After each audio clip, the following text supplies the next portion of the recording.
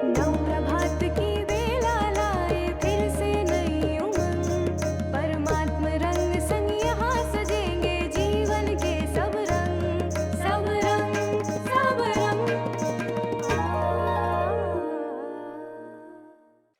नमस्कार, सुप्रभात। स्वागत सबरंग कार्यक्रम में आप सभी प्यारे प्यारे दर्शकों का। मित्रों, इस दुनिया में 4 प्रकार के लोग होते हैं। एक वो जो खुद ना खाकर दूसरों को खिलाते हैं, उनके बारे में सोचते हैं। ऐसे लोगों को हम दाता कहते हैं, दानी। एक वो लोग होते हैं जो खुद भी खाते हैं लेकिन औरों को भी खाने का ध्यान रखते हैं कि वो भी भूखे ना रहें, उन्हें हम उदार कहते हैं। तीसरे वो होते हैं जो खुद तो खाते हैं लेकिन दूसरे खाएं ना खाएं उनकी कोई परवाह उन्हें नहीं रहती है। और चौथे वो होते हैं जो ना खुद खाते हैं और ना दूसरों को खाने देते हैं। तो तीसरे और चौथे प्रकार के व्यक्ति को तो हम छोड़ ही दें, और पहले यदि हम नहीं हो सकते तो कम से कम दूसरी स्थिति तो हमारी ज़रूर होनी चाहिए कि हम स्वयं खुश रहें, औरों को भी खुशी प्रदान करें। हम स्वयं जिएं और औरों को भी जीने दें। यही उदारता है जो हमारी संस्कृति का एक अभिन्न हिस्सा है, हमारे जीवन का, मानवता का एक अभिन्न हिस्सा है। आज इसी उदारता पर आज का सुंदर सुवाक्य। ओम शांति। अपने संकल्प, स्वभाव और संस्कार को परमात्मा की शक्ति से उदारचित व रहमदिल बनाइए। हमारे जीवन के अंदर जो सबसे पहली रचना हम करते हैं वो हमारे संकल्प और हमारे विचार हैं। और जैसा हमारा विचार होता है वैसा ही हमारा स्वभाव बनता है, और जैसा हमारा स्वभाव होता है वैसे ही हमारा संस्कार। संकल्प, स्वभाव और संस्कार तीनों का संतुलन हमें बहुत आवश्यक है। और वो संभव कैसे है? वो संभव है ईश्वरीय शक्ति से। ईश्वरीय शक्ति यानी कि उसे कैसे प्राप्त करें, जिसमें मेडिटेशन, ध्यान और योग हमें बहुत मदद करता है, क्योंकि हम अपने जीवन के अंदर उदारचित, रहमदिल बन जाते हैं और दूसरों को भी मदद करने लग जाते हैं। तो आइए आज से हम ध्यान दें कि तीनों का संतुलन हमें जीवन में बहुत आगे लेकर जाएगा। ओम शांति। मित्रों, जैसे मैंने शुरुआत में ही कहा, खुद भी खाना और दूसरों को भी खिलाना उदारचित व्यक्ति की निशानी। लेकिन भोजन खाना और खिलाना किस भाव से, इसका भी बहुत महत्व है। हम किन विचारों में भोजन बनाते हैं या भोजन खिलाते हैं, करते हैं या कराते हैं, बहुत महत्व रखता है। इसीलिए कहा जाता है कि जैसा मन वैसा अन्न, जैसा अन्न वैसा मन, दोनों एक दूसरे के साथ जुड़े हुए हैं। यदि मन में अच्छे विचार हैं तो भोजन भी उन विचारों को ग्रहण कर लेता है और खाने वाले का मन भी बहुत शुद्ध सात्विक हो जाता है। और यदि हम व्यर्थ नकारात्मक भावों से भरे हुए हैं, विचारों से भरे हुए हैं, तो अन्न पर उसका बहुत गहरा असर पड़ता है। और इसी पर आज सुंदर प्रकाश आपकी सेहत आपके हाथ में आदरणीय डॉक्टर साहब हम सबको दे रहे हैं। ओम शांति। Good morning friends. कहा जाता है अन्न का असर हमारे मन पर होता है। दोस्तों, कई बार हम खाना तो हम हेल्दी खा रहे होते हैं, उसमें फ्रूट्स भी होते हैं, वेजिटेबल्स भी होते हैं। कई बार तो हमारा एटीट्यूड उनके प्रति अच्छा नहीं होता, खाने के प्रति, कि हम खा रहे हैं मजबूरी में, जैसे लगता है खा रहे हैं, हम उसको दवाई समझ के खा रहे हैं। नहीं दोस्तों, आप जब भी, जैसे फल खाना बहुत अच्छी बात है, लगभग 500 ग्राम अगर आप डेली फल खा सकते हैं या सलाद के रूप में खा सकते हैं, तो आपके सारे बॉडी के उसमें इतने एंटीऑक्सीडेंट्स हो जाते हैं, इतने विटामिन मिल जाते हैं कि आपको विटामिन की गोली खाने की आवश्यकता नहीं है। आज कोई भी गोली विटामिन की 15-16 रुपए की मिलती है, इसके बजाय आप 15-16 रुपए के अगर फ्रूट्स खा लें, सलाद खा लें तो ज़्यादा अच्छा है। और आप अगर उसको 2 बार खा लें, कम से कम 3 बार खा लें तो बहुत अच्छा है। एक बार सुबह नाश्ते के पहले, एक बार ब्रेकफास्ट और लंच के पहले, मतलब एक ब्रेकफास्ट और लंच के बीच में, और एक बार लंच के 2 घंटे बाद। तो 3 बार अगर फ्रूट्स खा लें। पर ध्यान रखें, जब भी आप फल खाएं या कुछ भी ऐसी चीज़ खाते हैं, इवन खाना भी खाते हैं, लंच भी करते हैं या ब्रेकफास्ट या डिनर करते हैं, तो आप इसको बहुत अच्छे एटीट्यूड से लें, क्योंकि ये भोजन जो है आपके शरीर को नरिशमेंट देगा। ना खाली नरिशमेंट देगा, बल्कि ये जो स्पेशली मैंने बताया फाइबर, फ्रूट्स और वेजिटेबल सैलड्स के रूप में जब ले रहे हैं, तो उससे आपके बॉडी की क्लीननेस भी होगी। तो इसको एक बहुत ही अच्छे से आप अच्छे मूड में आकर के भोजन ग्रहण करें। और कई बार डिफरेंट तरह के फूड्स भी आप ट्राई करें। इसके बारे में इंटरनेट, गूगल पे जाके पढ़ सकते हैं। तो आप देखेंगे कि आपकी जो हेल्थ है, आपका जो मन है, मन एक पॉजिटिव रूप अपनाएगा। हाँ, ऐसे फूड जरूर अवॉइड करें जो कि जंक फूड्स हों, फास्ट फूड्स हों, क्योंकि ये ना खाली सिस्टम को आपको जाम करते हैं, बल्कि इतने सारे ऑक्सीडेंट्स, इतने सारे फ्री रेडिकल्स पैदा कर देते हैं जो आपकी सेल्स की एक्टिविटी को ख़राब कर देते हैं और आपकी हेल्थ ख़राब हो जाती है। और दोस्तों, एक और ध्यान रखें, कई बार हम खाने को बहुत जल्दी खा लेते हैं।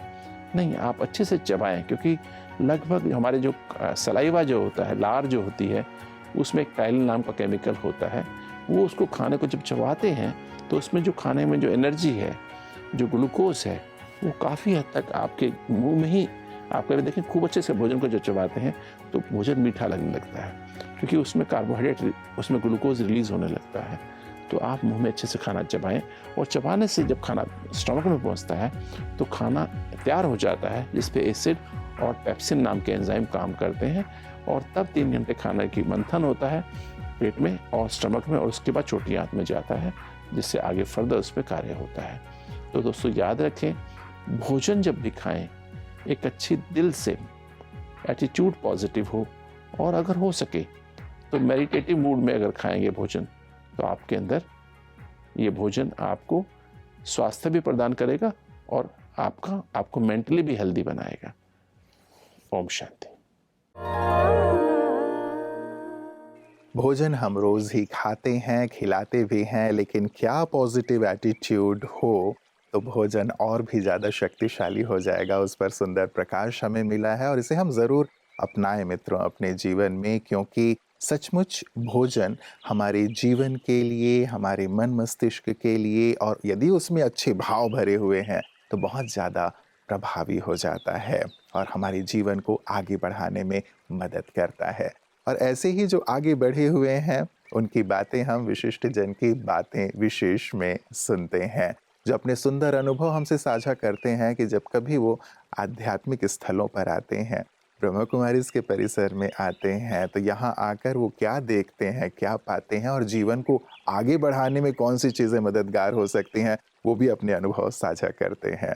तो आज हमारे साथ हैं श्रीमती सुचंद्रा भुटोरिया जी, जो कि सिंगर भी हैं और फॉर्मर चेयरपर्सन हैं फिक्की की।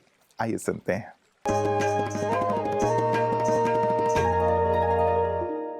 Prabhaji, what I feel is that if you have a passion and you really have that love for something, you will do it no matter what. Business is my work, but then music is my passion. So I just maintain a balance of both. Wonderful. So how did you come into this business field? Let us talk about your entry into this business field. I am married into a business family. It's a family business. So I give my inputs. So I work in the family business. This is how I came into business. And music, I was always into music since childhood. So I just continued doing that even after my... So after marriage, you came into the business. That's right. And especially hotelier. You are a hotelier, and hotel business is kind of thriving nowadays. So what did you find good in this business, this hotel business? you get to meet a lot of variety of people, and it is an hospitality sector. तो आप सेवा भी कर सकते हैं. You can do a lot of seva, and it is interesting also because you're meeting all kinds of section of people of the society. मित्रों, प्रतिदिन विशिष्ट जनों की आप बातें विशेष सुनते हैं, उनके बोल अनमोल सुनते हैं. हमारी मंगल कामना है कि एक दिन आप भी ज़रूर अपने सुंदर अनुभव साझा करें हमारे साथ कि किस प्रकार जीवन को आगे से आगे बढ़ाया जा सकता है. तो केवल श्रोता नहीं, लेकिन आप वक्ता भी बने और उस शिखर पर पहुँचें जहाँ सभी आपकी ओर देखें, आपसे प्रेरित हों. ऐसी हमारी मंगल कामना है. और यही मंगल कामना ब्रह्मा कुमारी सभी के लिए रखती हैं, और ये कामना रखती हैं कि सभी हंसते खेलते जीवन का आनंद लें, सभी के जीवन में सुख शांति हो, सफलता हो, सभी शिखर की ओर चलें और अपने लक्ष्य को हासिल करें. और इसीलिए वो जीवन में किन बातों की आवश्यकता है, ये सबको सिखाती चलती हैं अपने सेवा कार्यों के माध्यम से. आइए देखते हैं कि उनकी ये सुंदर सेवाएं कहाँ-कहाँ चल रही हैं पीस न्यूज़ हाइलाइट्स में. एमपी भोपाल जोन के उपसेवा केंद्र ब्रह्मा कुमारीज पन्ना द्वारा रामनवमी के उपलक्ष्य में भव्य शोभा यात्रा निकाली गई. यात्रा में मुख्य आकर्षण का केंद्र राम दरबार झांकी रही.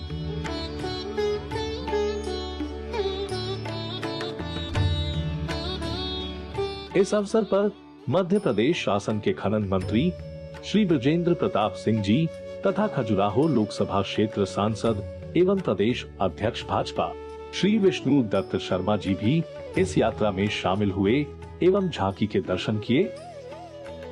इस भव्य शोभा यात्रा के द्वारा ब्रह्मा कुमारीज ने निकट भविष्य में आने वाले राम राज्य की ओर इशारा करते हुए सभी को परमात्मा संदेश दिया.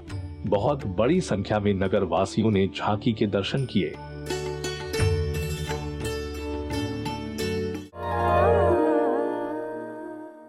मित्रों, किसी ने बहुत सुंदर पंक्तियां लिखी हैं कि कल ना हम होंगे ना गिला होगा, सिर्फ सिमटी हुई यादों का सिलसिला होगा. जो लम्हे हैं क्यों ना हंसकर बिता लें, ना जाने कल जिंदगी का क्या फैसला होगा. इतनी सारगर्भित पंक्तियां हैं. कल किसने देखा है, ना जाने कल क्या लेकर आने वाला है. यद्यपि हम बहुत पॉजिटिव रहते हैं कि कल अच्छे से अच्छा होगा, फिर भी आज का जो पल है उसे तो हम चिंता में ना बिता दें. आज का जो पल है उसे क्यों ना हम खुश रहकर और खुशी बांटते हुए बिताएं, क्योंकि जो आज है वो कल तो नहीं होगा ना.